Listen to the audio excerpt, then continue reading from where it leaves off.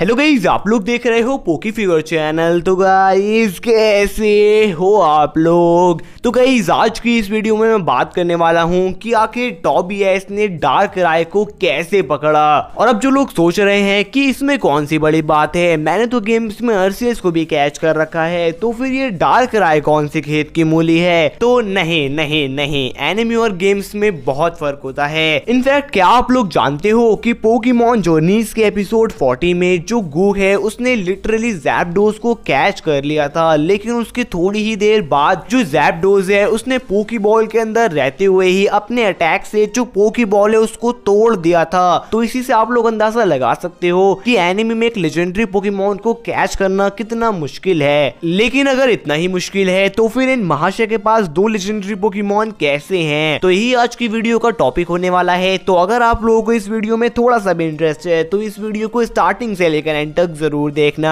तो गाइस शायद से बहुत देर हो चुकी है, अब इस वीडियो को स्टार्ट करते हैं। तो आखिर टॉबीएस ने डार्कराय को कैसे पकड़ा, इस मिस्ट्री को सॉल्व करने के लिए मेरे पास 3 थ्योरीज हैं और हमेशा की तरह वो तीनों ही अनऑफिशियल फैन मेड थ्योरीज हैं। आगे बढ़ने से पहले मैं ये बता देता हूँ कि इस वीडियो में मेनली डार्कराय के ऊपर ही बात करूंगा, क्योंकि हम ये मान के चल सकते हैं कि टॉबीएस ने पहले डार्कराय को ही कैच किया होगा और उसके बाद डार्कराय की हेल्प से या फिर किसी और तरीके से टॉबीएस ने लैटियोस को कैच किया होगा। तो इसीलिए जो मेन फोकस है वो डार्कराय के ऊपर रहेगा। तो अब टाइम वेस्ट ना करते हुए आते हैं हमारी पहली थ्योरी पर। तो हमारी पहली थ्योरी ये है कि टॉबीएस ने डार्कराय को कैच नहीं किया है, बल्कि डार्कराय अपनी मर्जी से टॉबीएस के साथ चला है। तो अगर आप लोगों ने ऐश वर्सेस टॉबीएस का मुकाबला देखा होगा तो आप लोगों ने एक चीज पर गौर किया होगा कि टॉबीएस ने डार्कराय और लैटियोस इन दोनों को ही एक पोकेबॉल में कैच किया था, जो कि लिटरली इम्पॉसिबल है। डार्कराय के आप किसी भी लेजेंडरी पोकेमॉन को एक पोकेबॉल में कैच नहीं कर सकते, लेकिन टॉबीएस ने तो किया है। इस चीज को समझने के लिए एग्जांपल लेते हैं उन ट्रेनर्स का जिन्होंने लेजेंडरी पोकेमॉन्स को पोकेबॉल्स में कैच किया है, और उन्हीं में से एक है ब्रैंडन। हाँ, वही जिसके पास रेगी आइस, रेगी स्टील और रेगी रॉक है। और आप लोगों को ये जानकर थोड़ा अजीब लगेगा कि ब्रैंडन ने भी इन तीनों लेजेंडरी पोकेमॉन्स को पोकेबॉल्स में कैच किया है। तो पोकेमॉन की सीजन 12 के episode 24 the pillars of friendship में हमें ये दिखाया गया था कि जो टीम डेल्टा है वो रेगिगिगस को जगा देती है, और उसके बाद जो रेगिगिगस है वो इन तीनों लेजेंडरीज को अपने काबू में कर लेता है। और उसके बाद ये तीनों लेजेंडरीज जो ब्रैंडन है उसकी बात मानने से इनकार कर देते हैं और अपनी पोकेबॉल्स में भी नहीं जाते हैं। इस एपिसोड से हमें ये हिंट मिलता है कि चाहे ये तीनों ब्रैंडन के पोकेमॉन हैं, लेकिन ब्रैंडन का भी इन पर फुल कंट्रोल नहीं है। और कहीं ना कहीं हमें ये हिंट मिलता है कि ब्रैंडन ने इन तीनों को हराकर कैच नहीं किया है, ये तीनों अपनी मर्जी से ब्रैंडन के साथ हैं। एक और एग्जांपल लेते हैं गू का। तो पोकेमॉन जर्नीज के एपिसोड 53 में जो गू है उसने लेजेंडरी सुइकोन को एक पोकेबॉल से कैच कर लिया था। उस एपिसोड में जो सुइकोन है उसको कुछ इविल लोग तंग कर रहे थे, और फिर हमारे प्यारे गू ने जो सुइकोन है उसकी हेल्प की, और फिर सुइकोन को गू इतना अच्छा लगा कि वो उसके साथ चलने के लिए राजी हो गया। इन दोनों एग्जाम्पल से हमें ये पता चलता है कि अगर हमें एक लेजेंडरी पोकेमॉन को एक पोकेबॉल में कैच करना है तो हमें उसके लिए उसकी हेल्प करनी पड़ेगी और उसका जो दिल है वो जीतना पड़ेगा।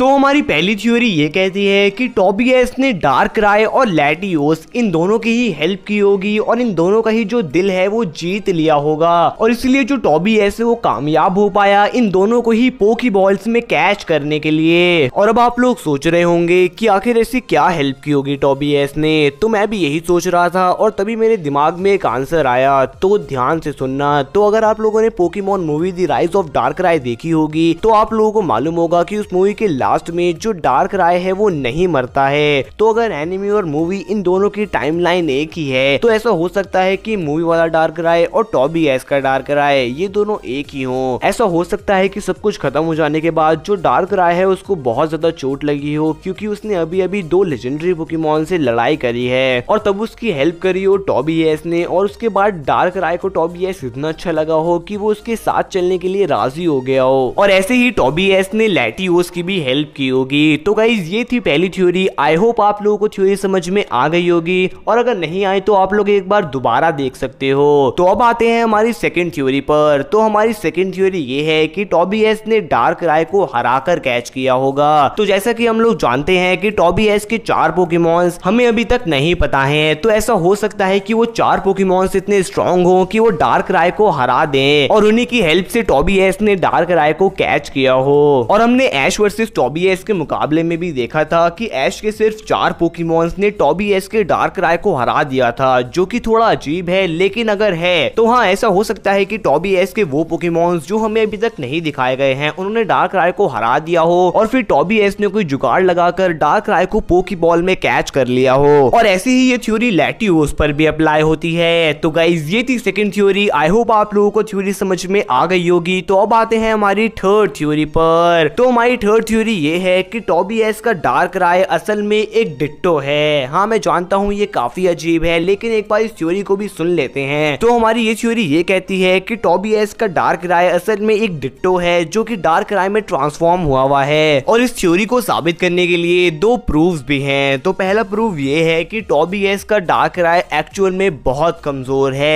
ऐश के सिर्फ 4 पोकेमॉन्स ने ही डार्कराय को हरा दिया था। वो अलग बात है कि हमें ये भी बताया गया था कि टोबियास सिर्फ अपने डार्कराय के दम पर सेमीफाइनल्स में आया है। और अगला प्रूफ ये है कि टोबियास ने डार्कराय को एक पोकेबॉल में कैच किया है, जो कि इम्पॉसिबल है। आप लोग जो गेम्स हैं उनमें भी जो लेजेंडरीज है उनको पोकेबॉल में कैच नहीं कर सकते हो। और इस थ्योरी के हिसाब से डार्कराय असल में एक डिट्टो है और इसीलिए टोबियास उसको पोकेबॉल में कैच कर पाया। तो गाइस ये थी थर्ड थ्योरी। आई होप आप लोगों को थ्योरी समझ में आ गई होगी और पर्सनली मुझे नहीं लगता कि ऐसा कुछ होगा। तो अब आप बताओ आपको इन तीनों में से कौन सी थ्योरी सबसे ज्यादा अच्छी लगी, और अगर आपके दिमाग में कोई और थ्योरी है तो उसे भी कमेंट में जरूर बताना। तो गाइस आज की इस वीडियो में इतना ही। तो अगर आप लोगों को ये वीडियो अच्छी लगी हो तो लाइक करना ना भूलना, बहुत ज्यादा अच्छी लगी हो तो कमेंट करना ना भूलना, बहुत से भी ज्यादा अच्छी लगी हो तो सब्सक्राइब करना ना भूलना पोकेफीवर चैनल को। तो गाइस अब मिलते हैं बहुत जल्द ऐसे ही इंटरेस्टिंग टॉपिक के साथ। तो तब तक के लिए bye and thanks for watching पोकेफीवर।